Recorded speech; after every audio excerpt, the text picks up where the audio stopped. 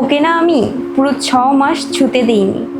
একদিন বিরক্ত হয়ে নিজেই ডিভোর্স দিয়ে দেবে, তারপর তুমি আর আমি একসাথে থাকবো। ঠিক আছে baby, love you. Love you too. By.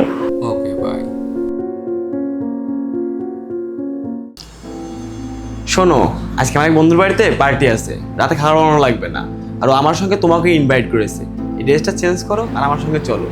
আসলে আজকে সকাল থেকে আমার খুব মাথা যন্ত্রণা করতেছে, তাই ভাবছি একটু রেস্ট করব। তুমি চলে যাও পার্টিতে। আচ্ছা ঠিক আছে। তুমি ড্রিঙ্ক করে বাসায় এসেছো? পার্টিতে গিয়ে অল্প একটু খেয়েছে, বন্ধুরা জোর করে খাইয়ে দিয়েছে। প্লিজ আমাকে মাফ করে দাও। আমি যদি জানতাম যে তুমি ড্রিঙ্ক করো, তাহলে আমি তোমাকে কখনোই বিয়ে করতাম না।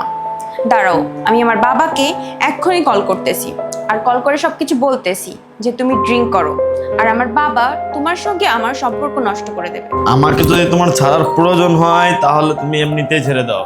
তোমার বাবাকে কি আবার বলো না আমি মদ খেয়েছি, আর আমি এরপর থেকে মদ খাবো না কখনো। মানে তুমি কি বলতে চাচ্ছ? দেখো প্রীতি, আমাদের 6 মাস বিয়ে হয়েছে, কিন্তু তোমার আমার মধ্যে কোনো স্বামী স্ত্রী সম্পর্কই নেই। আমাদের শুধু নামেরই বিয়ে হয়েছে। আর তাছাড়া তুমি আমাকে ভালোবাসো না।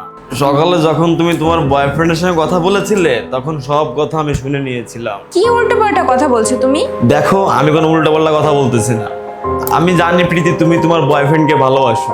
তুমি আমাকে ভালোবাসো না। তুমি আমার সঙ্গে এমন ব্যবহার করো যাতে মনে হয় তোমাকে একদিন আমি ছেড়ে দেব।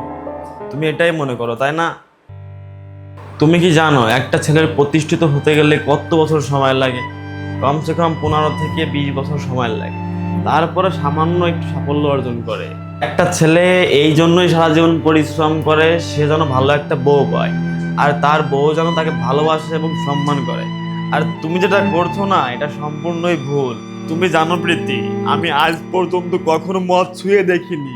আমি আজ মদ খেয়েছি শুধু এই জন্য যাতে তোমার সঙ্গে মন খুলে কথা বলতে পারি। প্রীতি, তুমি যখন অন্য কাকে ভালোবাসতে, তাহলে কেন আমাকে বিয়ে করেছিলে? কেন আমার এই সুন্দর জীবনটা নষ্ট করে দিলে? তুমি এটা ভেবো না যে আমি মদ খাই। আমি মদ খাই না। আজ আমি মদ খেয়েছি শুধুমাত্র তোমার জন্য। আর তুমি জানো প্রীতি, তোমাকে আমি কতটা ভালোবেসেছি, তুমি কল্পনা করতে পারবে না তোমাকে নিয়ে কতটা স্বপ্ন দেখেছি আমি আমার জীবনে। আর তুমি জানো আমার কত স্বপ্ন ছিল। আমি ভাবতাম যে আমার বউ হবে, সে আমাকে সারা জীবন আগলে রাখবে, সে যেন আমাকে বুঝে, সুখে দুঃখে পাশে থাকে। কিন্তু তুমি তো আমার সমস্ত ইচ্ছার পরে পানি ঢেলে দিলে। কিন্তু প্রীতি, আমি তোমার কি এমন ক্ষতি করেছিলাম?